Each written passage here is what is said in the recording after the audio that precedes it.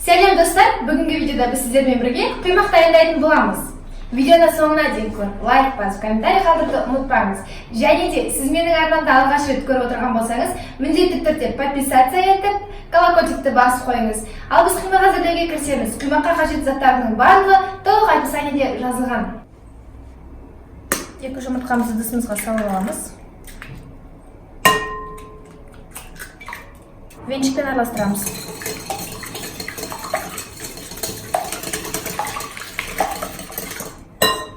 Енді мұнда қант саламыз.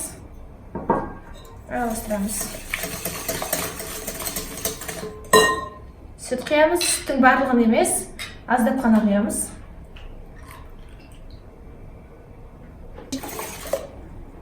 Сүтті аздап құйып алдық, араластырамыз. Енді ұн үйлегіштен ұнды өткізіп саламыз.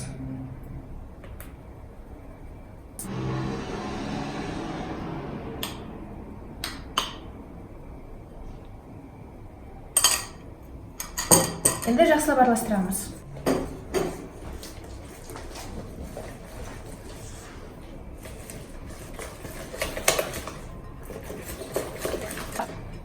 Осылай жасаған кезде комочтар аз болады, яғни біркелкілеу шығады. Абылай болса сүтке, яғни көп сұйықтыққа ұн салған кезде комочек, яғни іртік болады ғой. Абылда біркелкі шығады. Енді біртіндеп үстіне сүтті құйып отырып араластырамыз. Абыда біркелкі болады, сондықтан осылай жасаймын. Енді біртіндеп үстіне сүтті құйып отырып араластырамыз.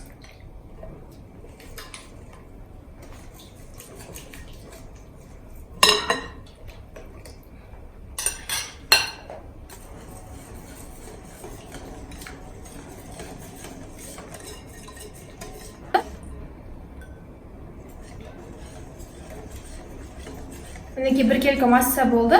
Енді сұйық майымызды құямыз. Және араластырамыз. Мінекей дайын. Енді табамызды қыздырамыз.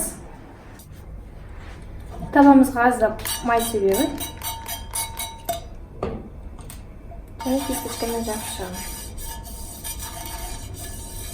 Негізі менің табам аса майды қажет етпейді. Бірақ бірінші пісіргенде саймай жағып пісіремін. Қазір табамыз қызса пісіретін боламыз.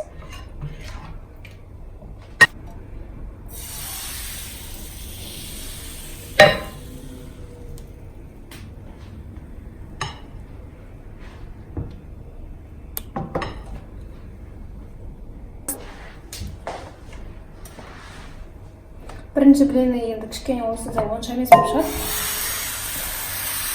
Бірақ үзілмейді, біркелкі болып шығады.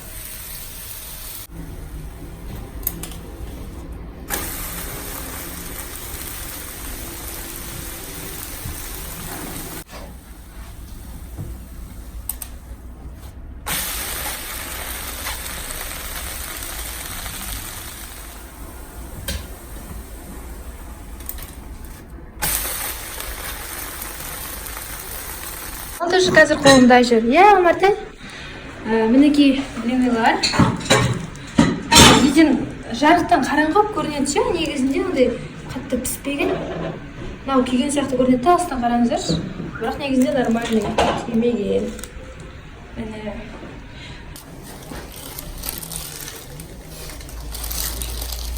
Мінекей құймақтарымыз дайын. Менде бір стакан кипяток алып тұрмын, онда 2 штук шоколад бар. Енді осыны суға батырамын, яғни қайнап тұрған суға. Оны жасамасаңыздар да болады, мен просто әдемілеу үшін жасап жатырмын. Және де тортқа жазу жазғанда тоже осылай жасаңыздар, жазуды әдемілеп жазуға болады. Басын аздап қана пышақпен кесіп алдым. Енді былайынан әдемілейміз.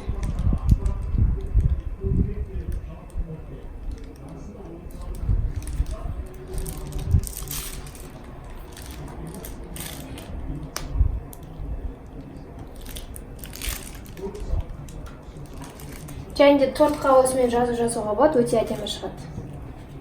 Айттым ба, айтпадым ба деп па.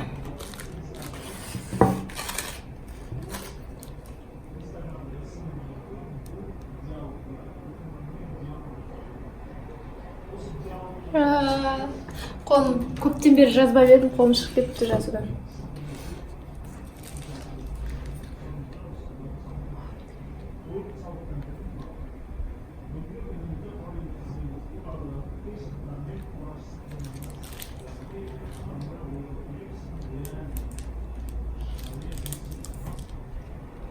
Бүгін Омардың әжесі келеді. Теміртаудан әжеміз келе жатыр. Соған дастарханға арнап пісіріп жатқанмын, блин. Әрі сіздерге де видео рецепт түсірейін деп. Ал ендігі тарелканы кәдімгі қарапайым сгущенкамен жасаймын. Осы фирма Любовинканың сгущенкасы алып көріңіздер, дәмі өте керемет. Басқаларға қарағанда әрі бюджетный, әрі дәмді. Ой, ақ кетті.